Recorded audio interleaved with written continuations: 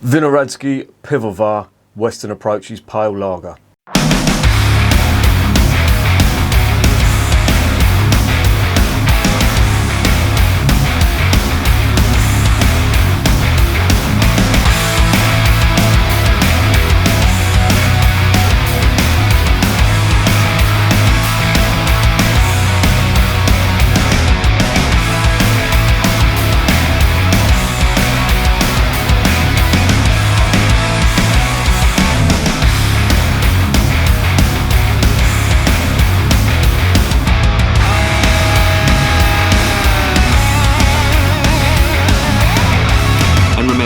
Life is too short to be drinking shitty beer.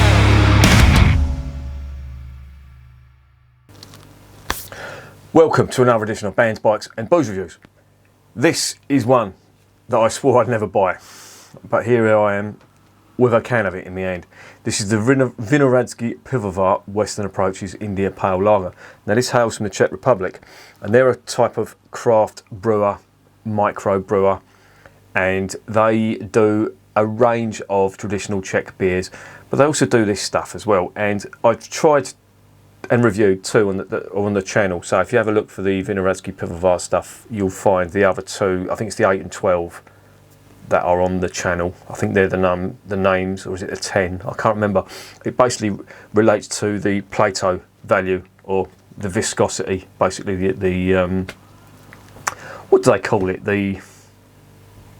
The gravity, the original gravity. I think that's what it originally applies to in the Plato measurement of gravity, beer gravity. But this is the Western Approaches one, and it's one that I saw on the website and I vowed never to buy it, and here I am with it. They call it an India Pale Lager. Now I'm trying my best not to go into rant about the term India Pale Ale, that type of thing. India Pale Lager, there's no such fucking thing. There was never an India Pale Lager. They've called it that because they think it's a mix between a top fermented IPA and a bottom fermented lager. That's what they're saying. And what they've done is they've put American hops in there. They put two types of American hops. I'll get onto them in the next section.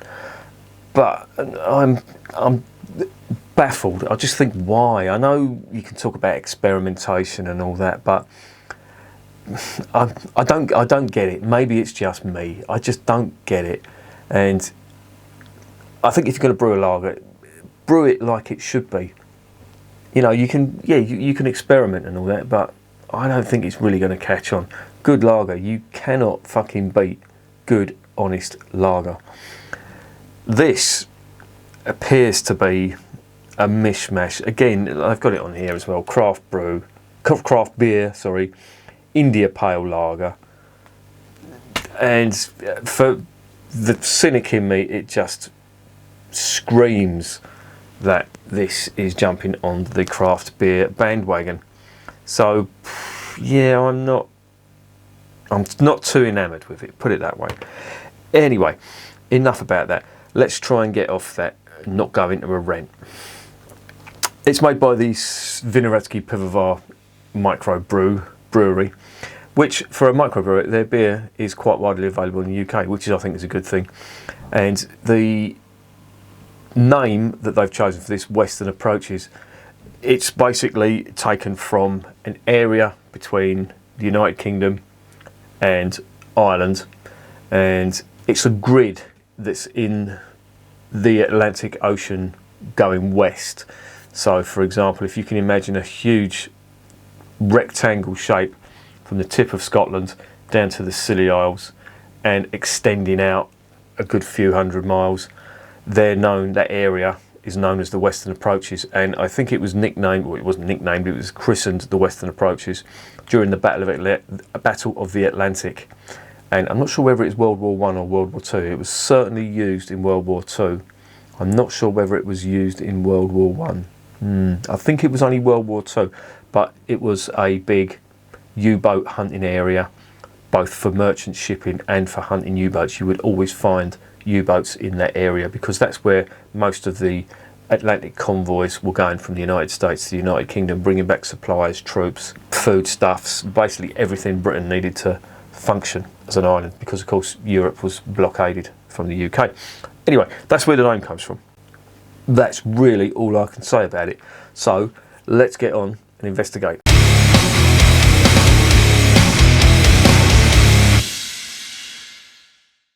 $500ml can. No, it's not. It's 440.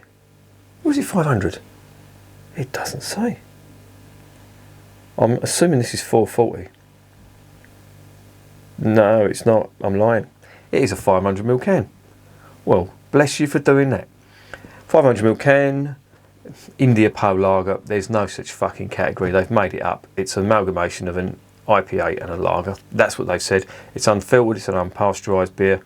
It contains malted barley, obviously, water and yeast. The hops are interesting. You've got Saaz hops, which are renowned in the Czech Republic. That goes in all their pilsners. Good honest hop. You've got Sladek, which they use, this lot use in all their beers, as far as I know. That's another Czech hop as well. And they've got 2 American hops in there. They've got Laurel and Cascade. That's where you're going to get your fruity, citrusy, grapefruit, piney type flavours and aromas. So with that in mind, let's get it open and let's see what's going on.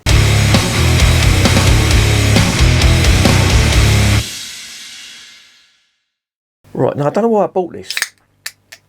Where did I buy this from? This came from the House of Trembling Madness. I actually bought this online. I didn't buy it when I was up there. I've still got a couple of beers left in the fridge, but I did another order from them. But I did have a little beef because I ordered some unfiltered Altbayerisch Dunkel from Iinga. And they fucked it up. They just gave me a normal Iinga. And I was going to complain, and I thought, if I have to give it back, I'll be really fucking pissed off that I have to post a bottle of Altbayerisch Dunkel when I could have just drank it. So I thought, do you know what, fuck it, I'll drink it. And I drank it the other night, and it was as good as ever. Right, this one. There it is in the glass. Now this is cold, it's come straight out of the fridge, and I've had to whack the fridge up a little bit because it is fucking baking here. It really is. And that smells nothing like the lager, as you'd expect. There's the grapefruit, that's dominant. There's citrus fruit on there. You've got that little bit of pine, not a lot, but there's a little touch of pine on there as well. But that's basically what you're getting, and most craft beers do that. You just get big juicy aromas from fruit, citrus fruit, and the like. And this is exactly what this tastes like. And I've got a feeling this is going to be like another Cloudwater Pilsner, which I had a mini rant about. I won't rant as much about this because they've sort of given you a hint of what it is. India Pale Lager, even though there's no category. When I first saw that, I sort of thought to myself, that's got to be a cross between an IPA and a lager. And I wasn't wrong. Go me for being clever. Yeah, it smells just like an American pale ale. If I had to classify it, that's what it reminds me of. But of course, they couldn't have called this an American pale ale because it's bottom fermented. American pale ales in general are top fermented. And of course they use ale yeast, which works better at higher temperatures, hence the top fermentation. Lager and the like use the cold fermentation yeasts, which will perform better at lower temperatures. But it smells like an American pale ale. Let's get it down the hatch and see what's going on.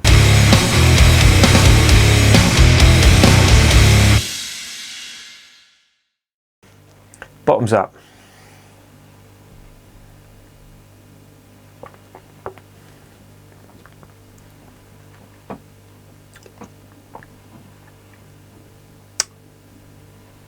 Not bad. The American hops that are on this are not as big as I thought. The aroma suggests otherwise, but I think it's because aromatic hops, like them American hops, certainly Cascade and Laurel, you do get big aromas from them and they just dominate. But the flavour, it's got more in common with a lager. The American hops are there, don't get me wrong, but you get a nice earthiness and a malty back end on it as well. But it's quite nice.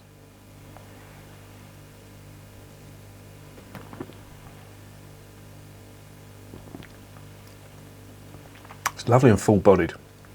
It really is. I will say that.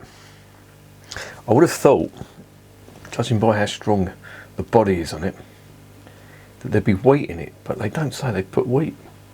I'm impressed. And it's 5.1% as well, so it's about right for a lager, a continental lager. But the American hop character is there. It's definitely there. I'm not going to say it isn't, but it's not as big as I thought it would be.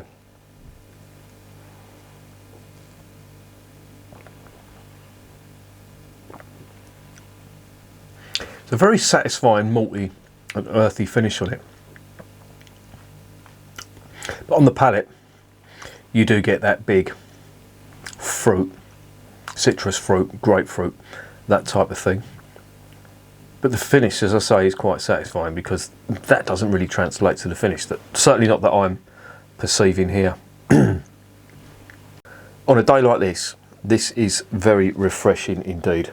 Really is. I think I may have to take back my rant. I had visions of it being another Cloudwater Pilsner. And it's better, in my opinion. Because they haven't just packed it full of American hops. There is American hops there, but you do also get the Sarts hops and the other, I'm going to have to read it out again, the Sladek hops, I think that's how it's pronounced. You do get that characteristic in there as well, so it's not overly dominant with American hops, whereas the Cloudwater Pilsner, it was just dominated by them. They just threw everything in there. But this is nice, I like this. But the second point I was going to make is they've sort of given you half an idea of what this is going to be. Even though I'm not comfortable with that name, India Pale Lager. I think where that differs from Cloudwater. Cloudwater just called theirs a Pilsner and just threw American hops in it and thought, yeah, that's a Pilsner. Well, it fucking ain't, you twats. You don't put American hops in Pilsners. No. But this is nice. It's not as bad as I thought it was going to be. In fact, it's quite good.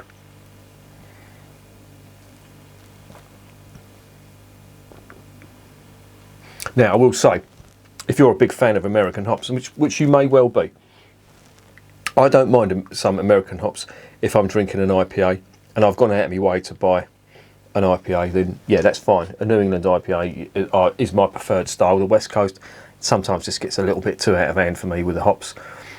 But again, I'm going to reiterate that point. I sort of knew what I was getting into here. Shayna, they bought their tickets. They knew what they were getting into. I say, let them crash. If you're a fan of American hops, you may be a little disappointed because they're not that big. They are there, don't get me wrong. And you can get it on the aroma, you can get it in the flavour as well. But they're not dominant. It's not like an American pale ale. Some of them American pale ales really are very hop heavy. This has got a bit of malt character in there as well, and it's really nice.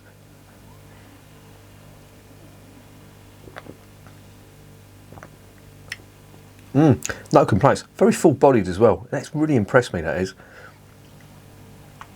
Probably because it's unpasteurised. I mean, that is cloudy, if you look at that. But it's really nice. I do like that. Not bad at all.